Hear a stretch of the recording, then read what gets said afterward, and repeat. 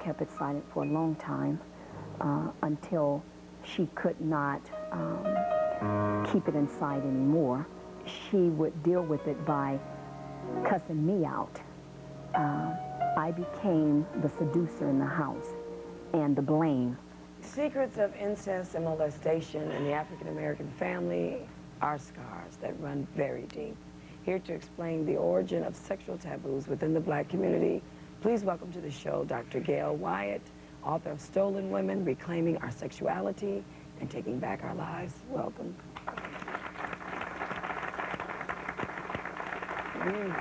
Been hearing this incredible story, but unfortunate, it's not an only story. It's a story that's very common. The scenarios may be different, but the outcome is the same in a lot of homes in the Black community. Yes, this is unfortunately a very common scenario, and Candace, I want you to know that my heart goes out to you from hearing you tell your story so eloquently. I really think she deserves a hand because it takes a lot of courage to say what you said, and in our community there's so much silence, but you know, as a people for over 250 years, we were routinely raped, men and women. It was a common practice. We didn't have control of our sexuality. We didn't have the opportunity to have a pleasant, willful experience. And I think we have so much healing to do around this issue. I'm so glad you took this on, ladies. This is not easy, but it's something we must break the silence about. Because how does one begin to heal? I mean, well, the first thing we do is acknowledge that we as a people have been abused more than any other people in this entire world, and we don't talk about it ourselves. We don't hold it up as an issue that we have not come to grips with ourselves. We can't have a sexuality in America until we understand our sexuality in Africa. And we understand what happened to us in the Middle Passage. And we understand what happened on those auction blocks. And how little girls were introduced to rape on a routine basis by anyone, anytime, any place, anywhere, and anyhow. And you see, this experience is something that we have to get out of us, because our ancestors who raised us, like your mom, probably didn't have an opportunity to heal from their own experiences before they became parents. And this issue has been passed along from generation to generation. Right, Everything is passed on. Exactly, and we're trying to be strong, you know, we're trying to be... Chains got to be broken. Exactly. You know, Candace, I have a question. I know that obviously this has probably been a very long and trying road for you in your life to get to the point where you are.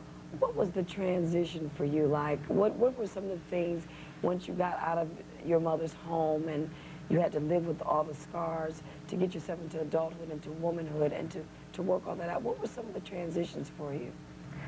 Some of the transitions, there were several things that helped me to pursue a healthy emotional life, because it was emotionally very confusing. There were persons along the way that I really believe God sent on my path to reinforce who I was as a young lady, because I felt all throughout my life I was ugly, unworthy, and just went through all the suicidal kinds of thoughts, attempts, and then I tried something that most people think is not acceptable, and that's counseling. That helped me a lot, talking about the issues, finally coming to grips with facing it, because for many years I drank it away. Now, when your mother actually acknowledged it, was this a turning point for you? Tell us about that, because... Definitely. Right before my mother died, I went to visit her. She sat me down and said, baby, Mama just wants you to know that all these years, I really did believe you. I didn't know, I just listened. Because she explained, she says, I didn't know what to do.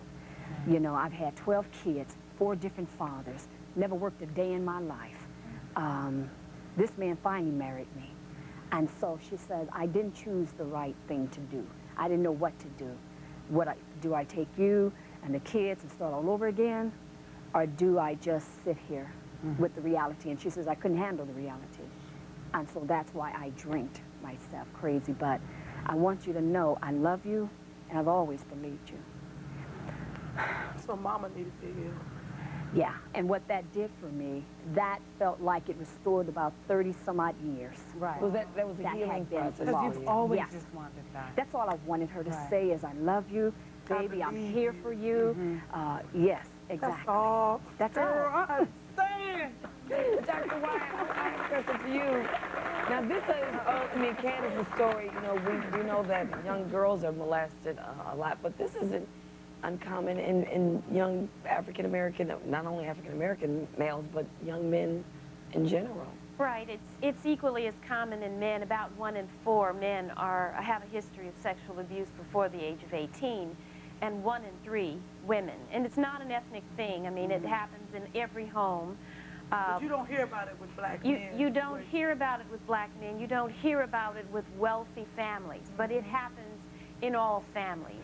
Incest is common as well. It's more common than the likelihood of a person finishing college. About 1 in 4 women have a person who's related to them, who's abusing them before the age of 18. Wow. And these are the most difficult cases because usually the perpetrator has access to a young girl all through growing up because they're living in the same environment. It's very devastating for someone you trust to turn on you and to distort these kinds of situations and use their power and their influence And I think to that's get the you to biggest want to... thing, the trust, the thing. Yeah. Exactly. It's the trust. You have So a you can person's imagine. trust. That takes a lot of courage, to do something like that. We'll be right back, so don't go anywhere, okay? We'll be right back.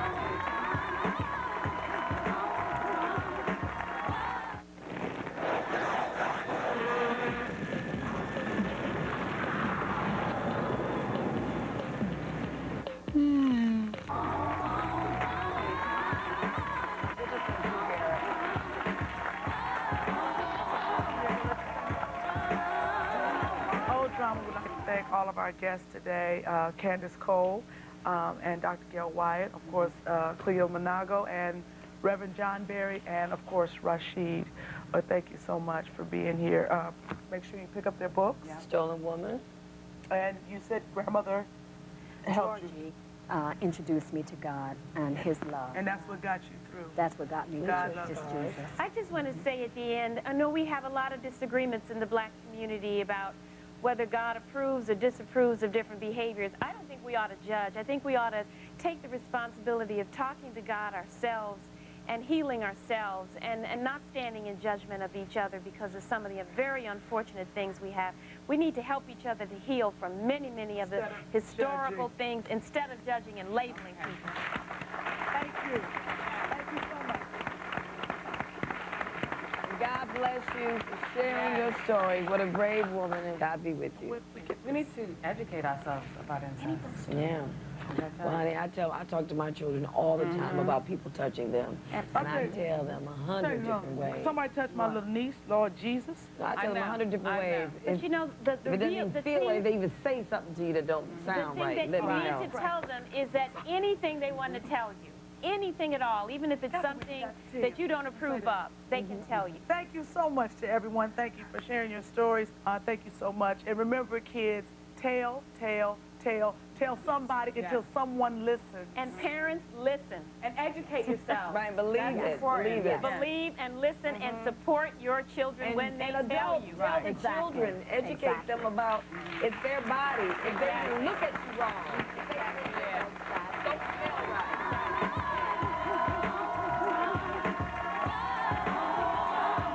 I was living a double life. I was living the lifestyle of the player. I had a main lady, and I gave in to temptation a couple of times. I let my organs make my decision for me. The title that they put on me is that I'm HIV positive. I've been HIV positive since 1990. I do believe that someone out there was living under jail, that's how it came to be about that I contracted this disease. I was ashamed because I'm always concerned about what people think. I basically kept quiet about my knowledge that I was HIV positive because what we in the black community knew of HIV was very little. They looked at it as, you were dirty. the main taboo that's in our community is this came from white people. White people are dirty, and some of us are venturing out of our race and going into the white community, and we're picking this stuff up, and if any of us have it, we went into the white community and got it, okay, and spreading it in our community. That is a false taboo. It's nothing to be ashamed of. Don't try to push it under the carpet. It doesn't really exist.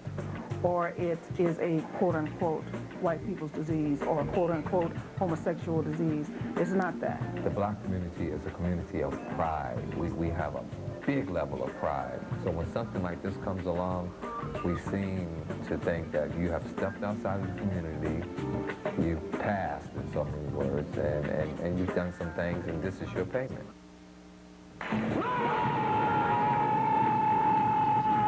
Ow! It's funky. It's funky.